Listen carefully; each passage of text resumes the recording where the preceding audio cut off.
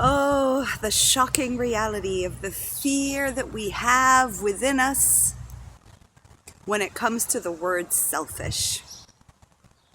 I'm Zaben with you with another one of my episodes, Soul Gifts, Speaking Truth.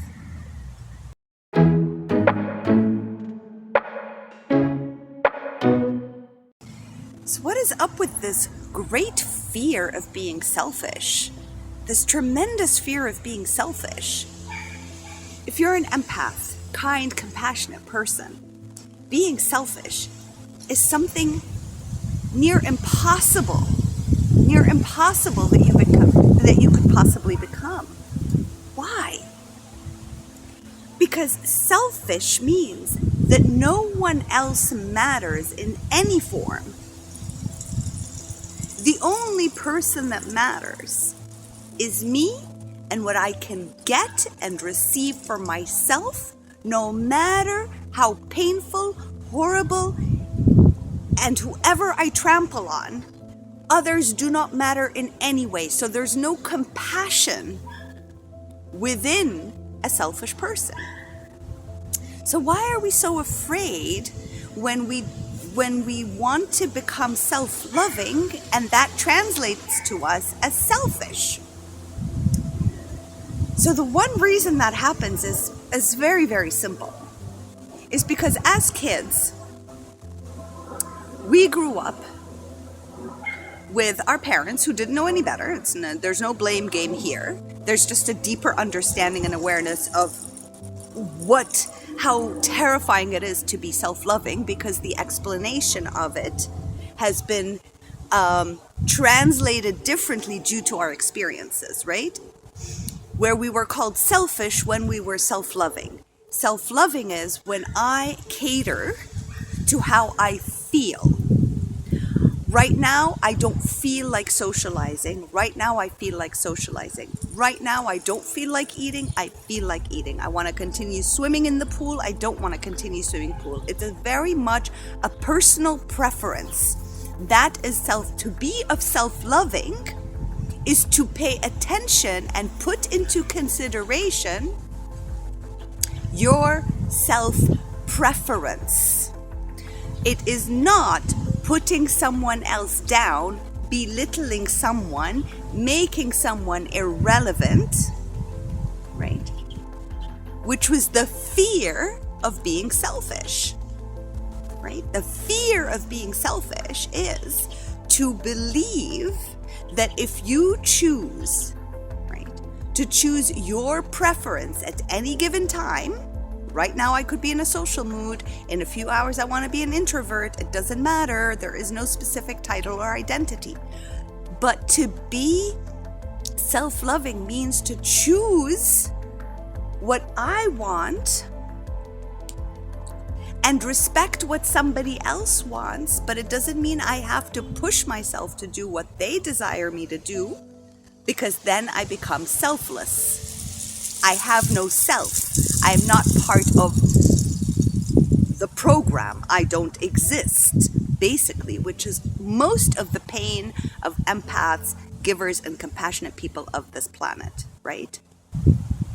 So I hope it's making sense. The difference between selfish means I could trample over anybody, and self-loving meaning I put myself into perspective. I also exist. I also have a preference. I also have a choice. I can feel me and what I need and desire, right?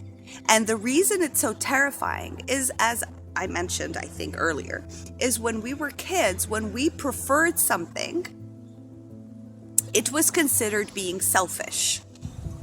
Stop being selfish, right? That was the thing, the terminology that was used. And so we assumed that when I cater to how I feel, when I feel how I feel, when I want something and I don't want something, when I want to say hi to a stranger that mommy or poppy know, right? Or I don't want to right now because I'm not in the mood. I'm in a certain space internally, in a wounding, right? We were called like selfish, self-centered, impolite, impolite if that didn't happen, which meant we were selfish, self-centered. So we have a misinterpretation by it. We have connected the wrong word with what was really going on. And it's time to detangle these definitions for what they really are, only to set yourself free to start prioritizing yourself as much as you prioritize others. Because the fear of being selfish is so... I know. Ow. The minute I started to do this whole self-love, the journey, this was years ago, it was horrifying because I didn't know what it meant. I didn't know the thin line between self-love, self-respect, right? And selfish. So there was this constant state of guilt internally, guilt-driven, that, oh my God, did I hurt that person's feelings by saying I'm not in the mood to go out today? Or no, I can't take care of your kids today. Or I have other plans and not have to share that. Or I'm sorry, I can't, I don't want to do this, or I want to do that instead, right? And it's like this guilty feeling of like, oh my God, I'm being so selfish. That person wants to spend time with me or do something, or that person's feeling lonely, but I don't have any space in me to cater to them right now, but it's being selfish. That is not selfish. That is not selfish. And if the other person has a problem with that, or there's a payback for it, or that you are afraid of the consequences, that this person will be upset, mad, will hurt you because you haven't catered to their needs above yours, then there's something wrong in the relationship dynamics to begin with. And it's the chance for you to revisit yourself and not blame them and not yell at them or not even tell them anything. They are out of the story. They have helped you trigger a beautiful wound within that you get the opportunity to sit with and understand, why am I so terrified of being selfish? What does it look like? I'm not hurting anyone's feelings by saying yes or no, because that's just how I feel at this moment in time. Why am I so terrified of the consequences? What were the consequences when I was a child, when I chose not to go out, when I chose to see my friends, when I chose to do whatever, not to eat or to eat, when I chose what I liked and didn't like? What were the consequences that I'm so terrified of today that could happen to me again when I'm an adult? And I have noticed what my fear consequences were, where I would be abandoned, I would be ignored, I would be called selfish, I would be looked at in a way that I would feel so ashamed of myself for feeling my feelings, for trusting my truth. And so there was a self-abandonment there. I abandoned myself because of the fear, the terrifying fear of hurting somebody else's feelings, because when I would hurt their feelings or say no to them or choose me, something bad would happen. And I wanted to avoid the pain, because it translated to me that if I chose me, or I just had an opinion, or I had a voice, that would hurt somebody else's feelings, that I didn't accept their opinion, their voice, their choice over mine. But there is no competition. There isn't someone over someone. There is two separate opinions. And this is where we're shifting and changing, where empaths, light workers, healers, kind, compassionate people, right, need to start to feel safe in losing people, feel safe in having a voice, feel safe to hear themselves and give themselves permission for self-love, which is not selfish. Because you're not out there to hurt anybody in any form. And you can speak with compassion. You could say, I understand where you're coming from. I know that this is what you really want. And I today cannot. I am not in a space where I can do that. I need to self. You don't even have to explain yourself. You can simply say, you know what? Not today. Maybe not tomorrow. Maybe not for a year. I don't know. As of now, it's a no for me. Or as of now, I have something else I'd rather do. Or as of now, I'm not comfortable with this. Maybe later on it'll change. maybe it won't. That's not hurting someone, because they can take that in whichever form, which will only open them up to their shadow and to their pain. And if they have conscious awareness, they will sit with that pain instead of blame and say, you caused me pain because you did this, because you didn't comply with what I chose I wanted to do. You didn't give up on yourself for me. That is their pain to handle and deal with.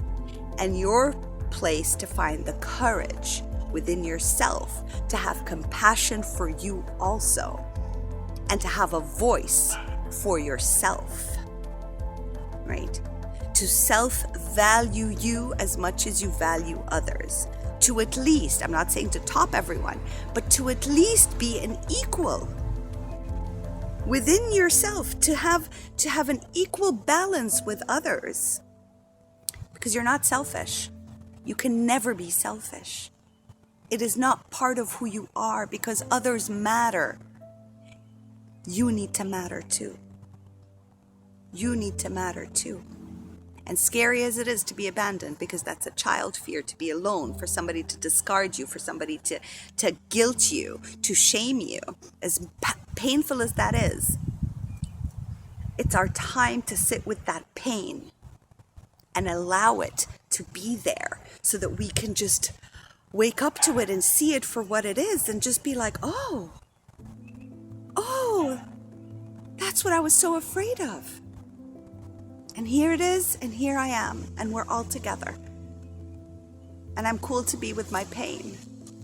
But I can't live anymore denying that I exist or I'm significant to myself, because I'm afraid of being selfish. But when I choose me, it's not because I want to hurt someone on purpose. I'm not going out for revenge or hatred. I'm choosing me because this is what feels like the best thing for me right at this moment in time. And I'm speaking it through compassion. Somebody cannot receive it through compassion. They receive it indifferent. That's their filter. They're seeing it through their own pain body, like Eckhart Tolle calls it, and deal with themselves by themselves. It is not your responsibility to do that for anyone. But you have to be your own responsibility. And responsibility means I feel what I feel, I hear what I hear, and I see myself and I see my desires. And whatever consequences come from that space, I'm responsible for them, and I'm here to see and heal me. Right? Because once I heal me, I can give others the freedom to heal themselves too. Especially when you're able to hear what you truly, truly desire inside of you, which is self-love, self-respect. If you don't like the word self-love, use self-respect, self-value, self-actualization, self-realization. Know who you are. Start loving all of you. I really hope this was helpful. It was like, it's such a profound way to look at things, to shift the titles. Just do because when you were a kid, when you were self-loving, or you chose you, or you chose how you felt over somebody else, you were called selfish. It's a wrong definition for the wrong words. Wrong definition, wrong identity. Let's untangle all this. Let's understand what it truly is. I love you all. May you have a beautiful day and a lovely life. And I'll see you on my next episode. Please don't forget to hit subscribe, press like, share this. Whatever it is, just subscribe and do whatever needs to be done so that you can get more and more of this, and make me know that whatever it is I am sharing with you is of value and is hitting home base with you.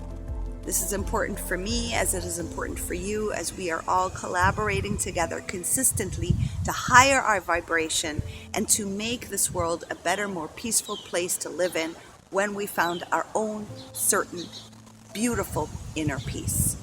Take care.